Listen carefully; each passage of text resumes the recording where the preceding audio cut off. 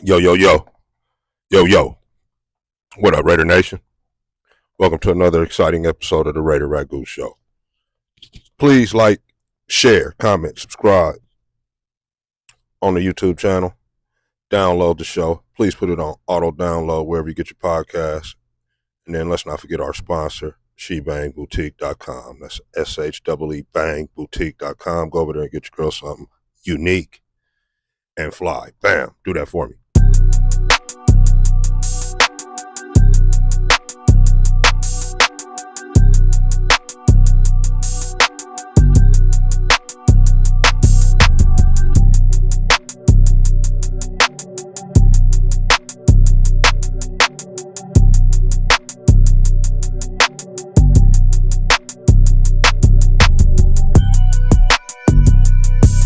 All right, so we know the elephant in the room right now about the offensive coordinator, Chip Kelly, getting fired.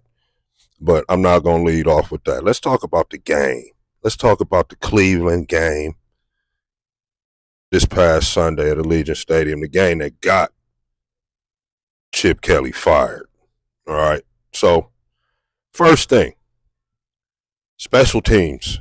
So, firing Tom McMahon did not change too much in the special teams department.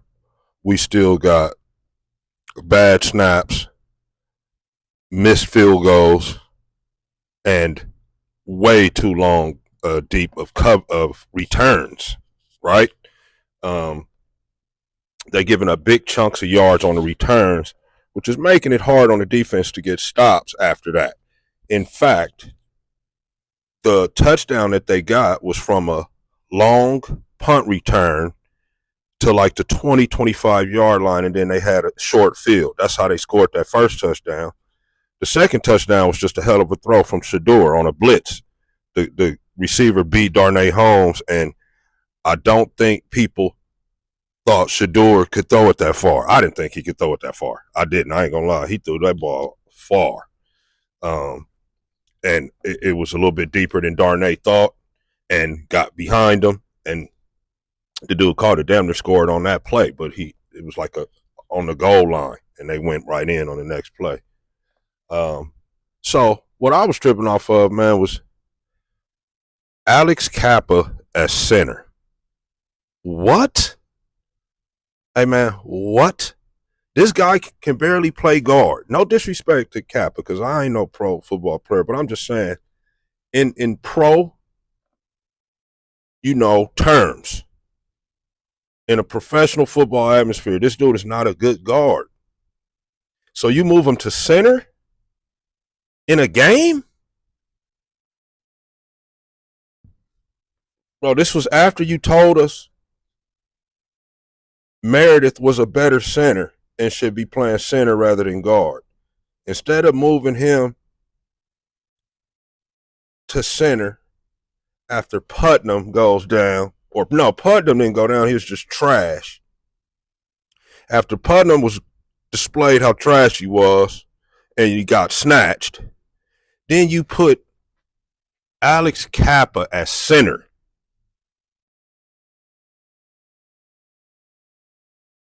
So the kid Caleb Rogers was warming up, from what I understand, and then they pulled him off the field. He was about to run in to go play guard. He was going to move Meredith back to center, where the coaching staff told us all summer that he was the better player at. Then they put Kappa there. Oh, man. This is crazy, bro. The O-line is in shambles, like I've been saying. And how did Chip Kelly get fired and Brennan Carroll keep his job? And look, I know nobody wants to fire their son, but you hired your son. And he's not doing the job. So if you're going to be firing coaches, man, you already fired the special teams coordinator. You already fired the O-core. I don't get it. What's up with your son, man? The line is not good. The line was better last year. And that coach is still here, Philbin. So why not just let Philbin coach the line, man, and get your son? If you ain't gonna fire him, don't let him coach the O line. Demote him to something else. Make him be an assistant O line coach, the helper of Philbin. Let Philbin coach, or get rid of him. But the O line stinks, and everybody sees it, coach. So you ain't gonna be able to save your son much longer, my guy. Even Richie Incognito came out and said he needs to go. He's saying what all of Raider Nation is thinking already, man. So if I was you,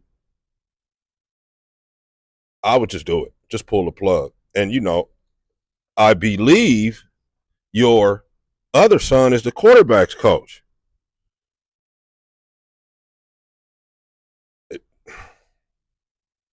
That means he's been coaching up Gino or Eugene.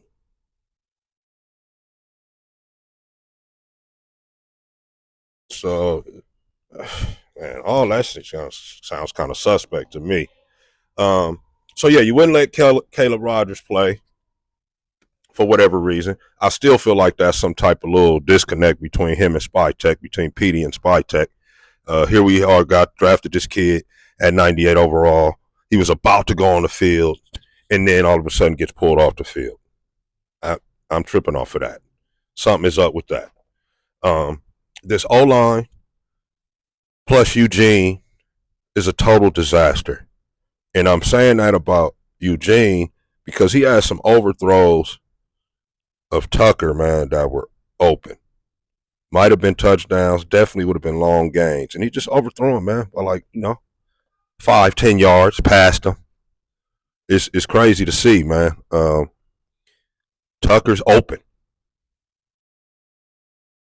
And Eugene just missed him twice on deep balls. Then he threw it late once when he was in the back of the end zone, and Danner got it picked. So he's not throwing with anticipation. He's trying to be sure. And then when he is sure, sometimes he don't even make a good throw. Eugene right now is all over the place, man. And I know, team get after you with 10 sacks. That's crazy. And you're not going to be, settled down in the pocket. And I understand that, bro. Believe me, Eugene, I ain't just trying to pile on you, man. And I know it's frustrating getting booed and fans yelling at you saying you suck as you run off the field. But you can't be flipping fans off, bro. Even though I feel you, because some of the fans are foul in the shit that they be saying. They think because they paid to get in the game that they can say whatever, and not realizing that guys are humans, even though they have all that gear on and stuff and get paid, a nice healthy salary to do what they're doing. They're still just guys, bro, and just humans. And nobody wants to be called out of their name and told they suck. You know what I'm saying? And not respond. Some guys are gonna respond to that sometimes. See, I'm sure Gino didn't heard it before and didn't say nothing. But sometimes, man, when the dude is right there in your face talking that, it's tough to not just say something back. So you can't be doing that, Gino. But I kind of feel you, and I also feel you. Guys getting after you with 10 sacks, man. You're not gonna be accurate. Team getting after you to the tune of 10 sacks, that's, man, ain't nobody going to be comfortable sitting in the pocket, patting the football. You didn't got sacked, a record number of times. So, in a way, I really don't blame Gino, man, on this one. I blame him from the overthrows of Trey Tucker because he had time on those throws. He just overshot him. But some of the other stuff, bro, I don't even blame him. The offensive coordinator don't get fired for no reason. They're not helping the tackles out properly. They're not calling good route combos. It's just not good, man. The O-line and Eugene is a disaster. There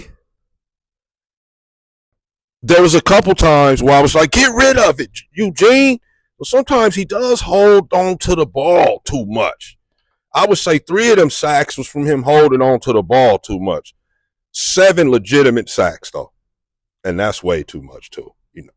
Guy gets sacked 3, maybe 4 times in the game. Okay, man, but anything up over like 5, 6, 7, man, that's bad. They had 10. Anyway, man, I feel like, say what you want about Genty. I don't know how you guys feel about him, but I like him. I think he's good to go. So education outweighs them all. Yep, Concussion Legacy Foundation for me, trying to help end CTE. Here's Genty in the open field. Genty has a first down, makes a few men miss, and then does a bunny hop to midfield. Rightfully so, given the success they had up there. Here's Genty. They throw it to Genty. He's got some blockers, and Genty along the numbers. You can see why. It says number 89 and number 2. Those are the guys they need to get the ball to. Yeah, rookie and a second-year pro. And here is number 2. And number 2 powers his way close to midfield. It was Ronnie Hickman who got nailed. He's like a 5'8", 210 ball of muscle. Wow. Just runs right through. He's going to be a great weapon for the Raiders going forward. We just got to get some more talent around them. We got to get some guys that can block. And then we need another like top flight receiver, man. Somebody that can command some respect from the other team's defensive coordinator. You feel what I'm saying? First and foremost, though, it's got to be O-line, O-line, O-line. Until this O-line gets addressed, and, I kind of blame Petey and I blame Spytek. I really can't blame Spytek because Spytek drafted 2 linemen that Petey won't let play. And I'm not just going to sit here and accept that, he was terrible in practice narrative. Let us see. Let the Raider Nation see that Caleb Rogers and Charles Grant can't play. Then get them out of there. All right? If they get in there and the guy's just running right around them, moving them, slapping them out the way, doing shit like that, showing that they really aren't ready, okay, then the nation will agree. But until then, Pete, you hating. You feel like you hating, man. I feel like you hating. Let Rodgers play. Let Grant play too. See what you got. Because you only got 6 more games. That's a good enough sample size to see what you got from all these young dudes to know what's going to be up next year. Where you going to start off with them next year. See, you guys are judging people off practice. Like, Pete, you tried to tell us that Blue Kelly was tough because in practice he was doing whatever, right? Practice, especially when the team isn't good, practice isn't going to mean as much. Now, if you practicing against another team where they have them, them weeks where they're going to play a team in preseason and then they practice that week with them, they have couple live scrimmages. If they balling out in that situation, okay, I could see something different. Like we scrimmaged the Niners, I believe, this year. I believe that was it. If he was doing that against the Niners, all right? If he was like locking up Pearsall and Ayuk in practice, okay. Jennings, that dude too. He locking them up in practice, fine. But come on, bro, who was he really locking up? Did Geno even have time to throw? Did Eugene even have time to throw when you guys were running these plays? Or was Max just getting back there damn near every time? Right? Making him rush throws to where you thought Kelly was actually doing something because he's not good. And Petey, you had him out there. The Raiders are so bad right now, bro. They can't block. Pass blocking, gave him 10 sacks. Not good at run blocking. The running back can't even get, out of the backfield without somebody being right there that he got to make a move on. And then they try to go quick game, bubble screens and such, and then the receivers don't block. Since Jacoby gone, man, these receivers ain't out there blocking like that, bro. So it's just a total disaster. I can't wait to see what Ole is going to do. I feel sorry for Ole. I know Ole like, man, I've been thrust into an almost impossible situation. But, I'm going to ride with Pete. Pete messed with me. Pete gave me a job again. I'm going to do the best I can. So, I'm hoping for the best for Coach Olsen. But, man, I don't know what we think he about to do. As far as who played decent in the game, I like that Snowden got the pick. I like that Chin created a turnover. But I'm not saying that they balled in particular. The defense, yeah, they didn't give up too many points, and the defense did get 2 turnovers. But I did not like how we couldn't stop the run when they was running Wildcat. Direct snap coming to Judkins. And here he goes again. He scored early. Lowers his shoulder to the goal line. Touchdown, Brown. That is not – we got to address that in the offseason. We need some stankies right there in them A-gaps, period. We need some 2 gappers, 330-pound dudes, man. I don't know how many times I got to say it. I like Adam Beasy. I like Jonah. I like Booker, all that. I'm sure they're fantastic guys. But, man, we don't need D tackles in there picking a side. We need D tackles in there that's stout, that won't move. Like when the said hike and the other team guards and center fire out at them, it's just a straight stalemate right there at the line. And the running back has to navigate that mass if he's trying to get some points. Some yards. If we could do that, I'm sure Max and even these linebackers that's kind of suspect, I'm sure, man, they would be able to fill in and make plays. But we got too much, guys getting to Adam and Jonah or Booker and then sliding up to E-Rob and them and Devin White, blocking them. So we getting blocked up, period. We need better D tackles. We need more stout defensive tackles in there. And, let Pegues play. Pegues about 320. Let him play. See what you got. See what you got for next year.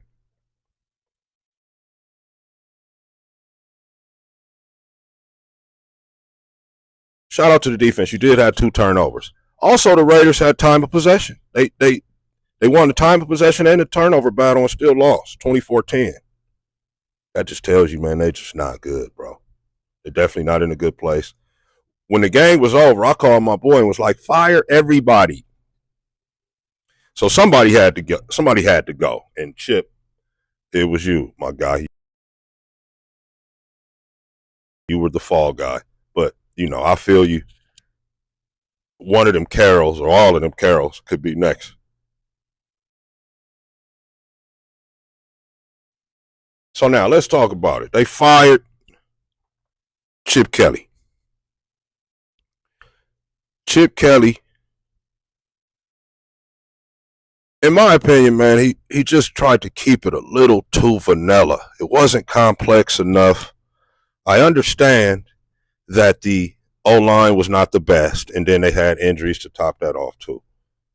But I just didn't see any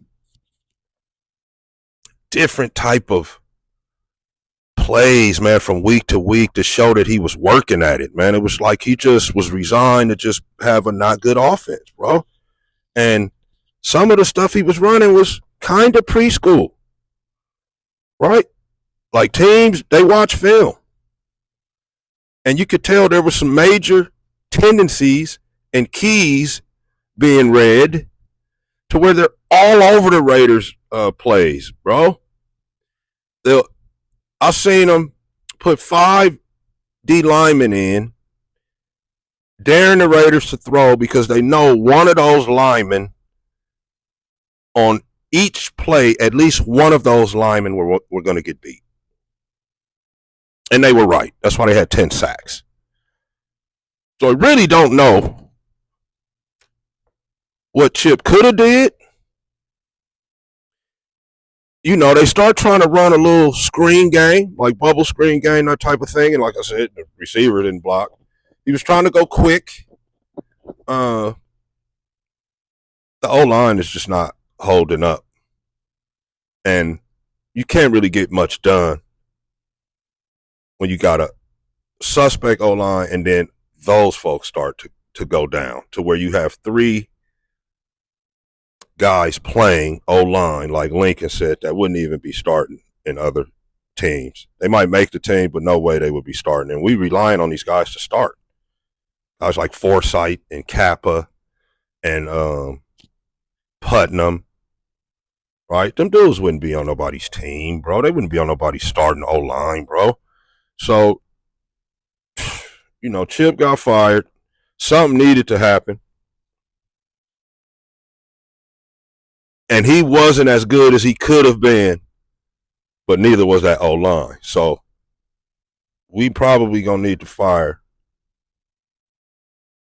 Brennan Carroll, the offensive line coach, or at least demote him, man. If you keeping it 1,000 with the fans, bro, you need to at least demote him because the offensive line has regressed. And if the rookies aren't ready, it's his fault.